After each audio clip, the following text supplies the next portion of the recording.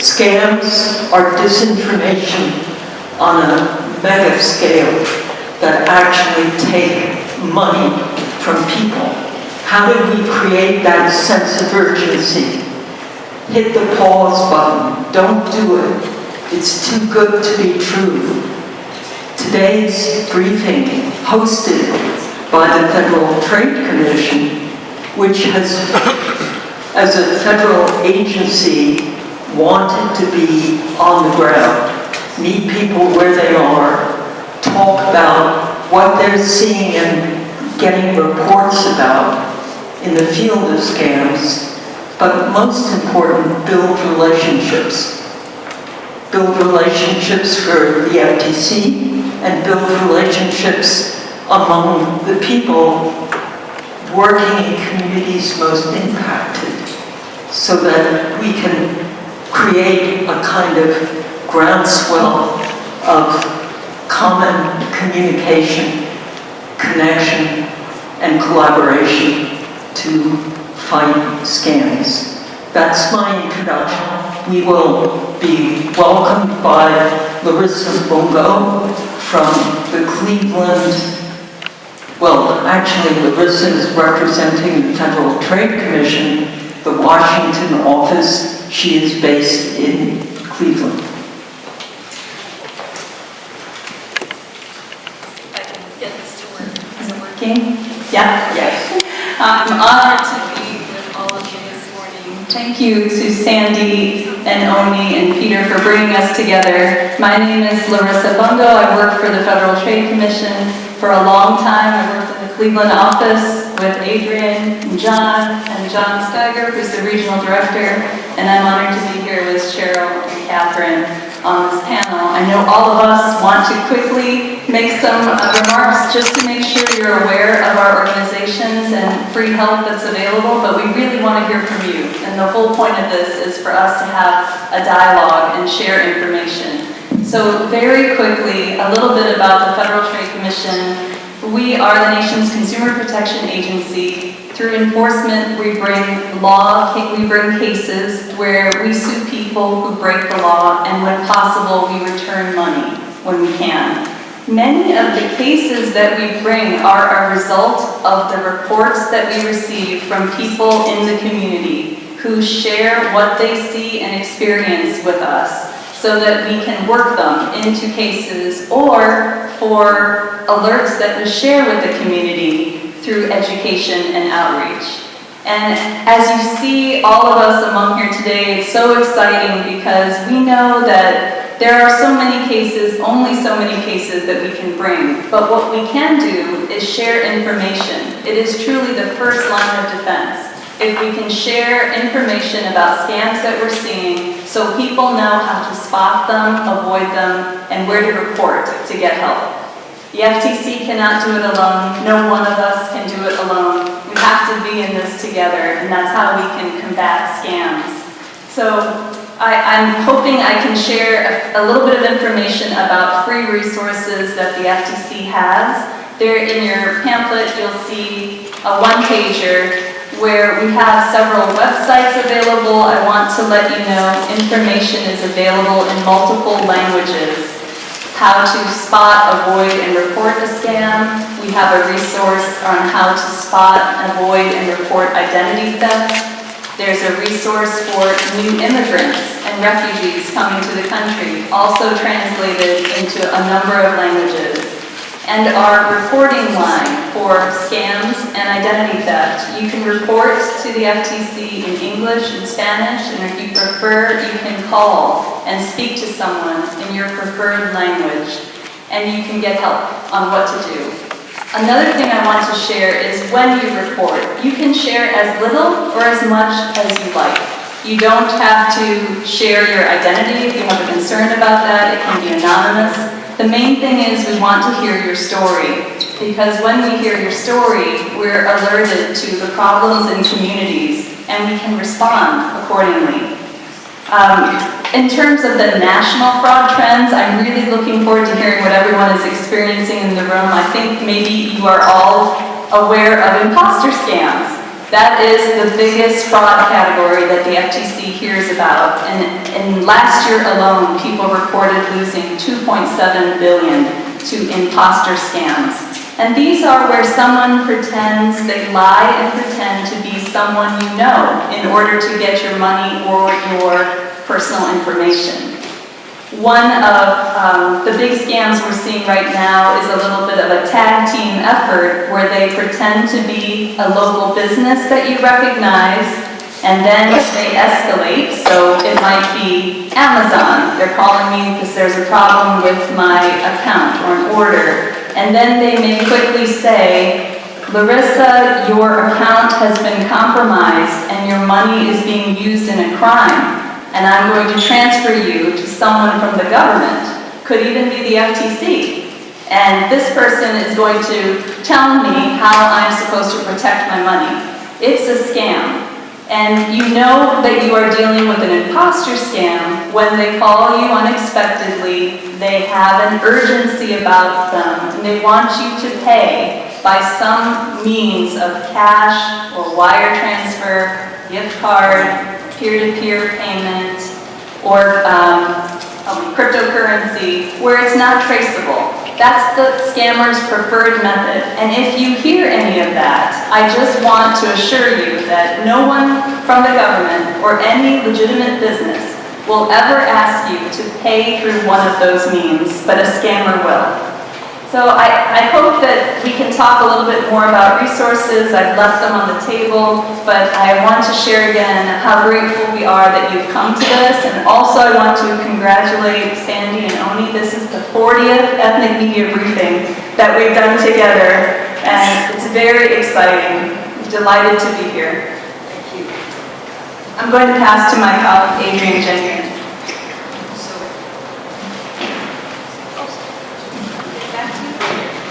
I'll work on that. Is this one or anything else? Sorry, I wanted to introduce Adrienne Jenkins, who is attorney with the Cleveland Regional Office of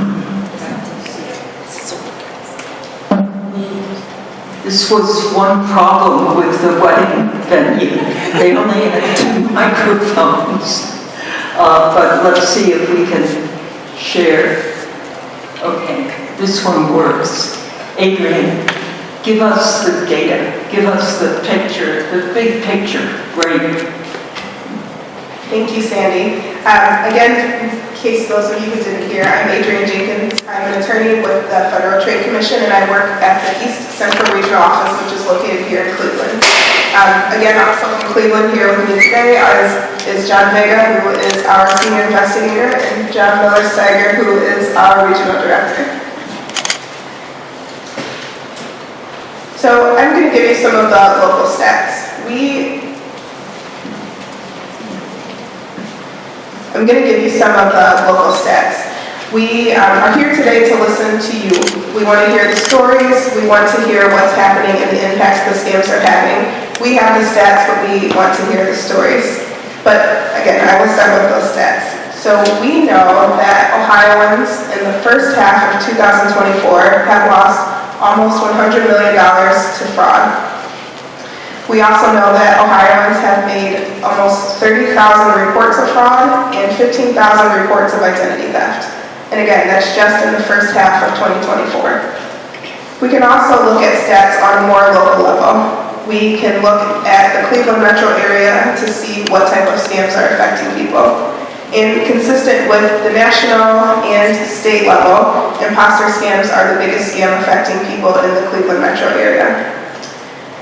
An imposter scam can be anything from someone who is trying to pretend to be someone you trust in order to gain your money or financial information.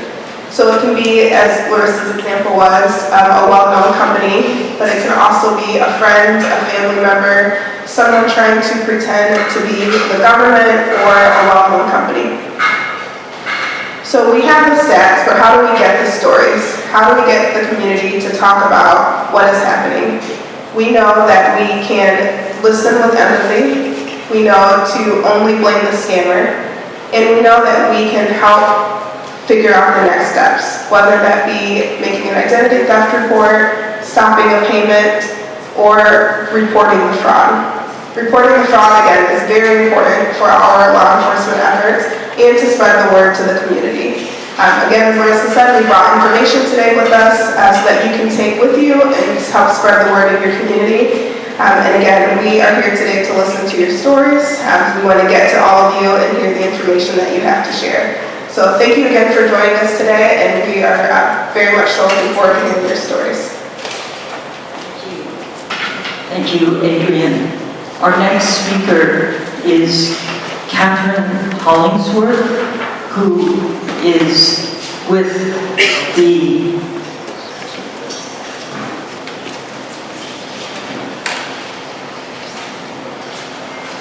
I just wanted to make sure I got your title right. The Managing Attorney for the Legal Aid Society of Cleveland. Catherine, thank you. Thank you, Sandy. Hi, everyone. My name is Catherine, and as Sandy said, I'm a managing attorney with Legal Aid here in Cleveland, and I manage a practice group called the Economic Justice Practice Group. And we handle matters that relate to finances typically for folks. So a lot of different areas, bankruptcy and mortgage foreclosure and federal tax issues, debt collection issues, employment-related issues, those all fall under the Economic Justice Group at Legal Aid. If you're not familiar with Legal Aid, I just want to back up a bit just to give an overview of what we do. So the Legal Aid Society of Cleveland is a nonprofit law firm here in town. We handle civil legal issues. So some of what we're talking about when we're talking about fraud and scams is really a criminal matter. We are not a law enforcement agency, so we don't handle criminal issues, but we do handle civil issues, and those often pop up as a consequence of someone being scammed. And I'll tell a little bit more about that. But our mission as an organization is to secure justice, equity, and access to opportunity for and with people who have low income through passionate legal representation and advocacy for systemic change. So we handle individual cases, and we also try to advocate for change in policy and laws and procedures that might help. Am I back? I'm back. That might help. Hello? I'll just yell. I have a loud voice. If you can't hear me, let me know. Okay, I'll try it again. So we try to make change in our community to help folks who have low income. And so that's sort of what the Legal Aid Society does generally. In addition to my practice group, the Economic Justice Group, we also have a group that focuses on housing issues like landlord-tenant issues. We have a family law group that focuses on helping victims of domestic violence. And we have a group that works on immigration issues and public benefits issues. So we handle a lot of different civil legal issues at Legal Aid. As far as sort of scams go, as I mentioned, we're not a law enforcement agency. So we're not the entity that's going to try to find out who the scammer is and prosecute that person. That's not our role. Where we see scams often in our office is where folks come to us and they may be facing a lawsuit, for example. And when we dig into it a little bit, we realize that the reason why they're being sued is because they were a victim of a scam, and this is sort of a collateral consequence, if you will, of that scam. So a recent example that came to our office is we had someone who came into us who was being sued by a bank, and when we took a look at sort of what was going on with the lawsuit and talked to the client, talked to the person who was asking for our services, we learned that she had accepted an offer for a remote part-time job where she would need to print some letters and send them to clients. And so she did this for a while. She printed the letters and sent them. And when she was asked, she asked to be paid when the work was completed, and she was sent a check, which she deposited into her bank. It initially appeared to clear, and the employer at that time said, oh, sorry, we actually sent you more money than what you had earned by printing these, let's say it was 100 letters. So will you send us back the $2,000 that we overpaid you in Apple gift cards? And so this person did that. They got because they realized, oh, sure, yeah, I didn't earn that much. Trying to be a, good, upstanding person. They sent the gift cards back to the employer. And lo and behold, a few days later, the bank then determined that the check was fraudulent and that our client's account then was overdrawn by several thousands of dollars. And the bank then proceeded to sue our client. So the client told law enforcement, tried to go through the channels to identify that this was a scam and to protect herself. She's since been sued by the bank, and not only are they trying to get what was overdrawn, but they were saying that it was theft, and so they were trying to get 3 times as much as she was overdrawn. So that's sort of an example of where someone's coming to us with a legitimate lawsuit, and we dig in and we realize the lawsuit is because they've been a victim of a scam. So in that case, we were able to represent this person, and we're trying to sort of resolve the issue with the bank through the lawsuit. And so we're really dealing with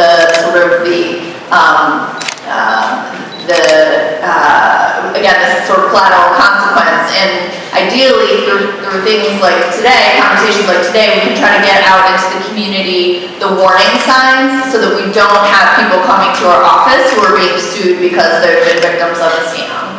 So the more we can do to get the word out about protecting yourself from scams, the less work we'll have, which will make us happy, because certainly we don't want to find people in this situation. So that's all I'll share for now, and then happy to have them. Great, and now we go to our 4th speaker on our opening panel, Cheryl Harris, who is the director of the Cuyahoga County Department of Consumer Affairs. Okay, so my office, as Sandy mentioned, is a county office, so our jurisdiction is very small, it's Cuyahoga County, but we convene a financial fraud task force called Scam Squad. And the members are a lot of the agencies in this room, the FTC, the Legal Aid, the FBI is a member, various police departments throughout Cuyahoga County, the Attorney General's office, and our whole purpose in convening is to create a way to make it much easier for consumers to report a scam, because it can be difficult to know. Different agencies have different jurisdictions, and it's really hard to know whether you're talking to the right agency when you file a scam report. So people can come to us. The website, I had to double check this because we just migrated from .us to .gov. But so we're cuyahogacounty.gov/scam squad, and our phone number is 216-443-7226, and Drew is going to share with you materials for Cuyahoga County residents. Any county resident who encounters a scam can contact us, and we try to intake within a single phone call if it's possible. It's not always. Sometimes there might be an additional place where we need them to report because, say, it's a cybercrime and we feel like it should be reported to IC3, which is the FBI portal. But everything that we intake, we input in a fabulous database that the FTC runs called Sentinel, and that allows agencies like mine to upload what we're seeing, to share scam reports, and what we wind up with is some really spectacular data about scams that are trending. In addition, my office interviews every single person who reports a scam unless they indicate they don't want to do that. But we ask them what was happening at the time of the scam. We try to get a deep understanding of what was appealing about this scam or how they got drawn in. And I just want to say, these scams are devastating to people. We have what we would call like local imposter scam. That is where someone pretends to be a county deputy, and they call and they say, "You missed jury duty, and we have a warrant out for your arrest." Well, deputies don't actually make those calls. You know, government courts are in love with paper. They're going to letter you to death, right? They don't call if you miss jury duty. They send you more letters. But people are really terrified by this because these deputies use the names of real deputies. So when people Google the name, they think, okay, that is a real deputy. This call's real. They say, you're about to be arrested, and you have two choices. You can either, we'll come and pick you up, and you can spend 3 days in jail till a judge is available, or you can pay, they describe it as a bond or something. And so people sometimes will pay that because we had a single mom the other day. She was like, I have a disabled kid. I can't leave my kid for 3 days. I chose to pay them because I thought it was real. So people, those are like kind of quick scams. They're one and done. But we have these longer scams as well, the imposter scams that Larissa mentioned. And we just had this one come in.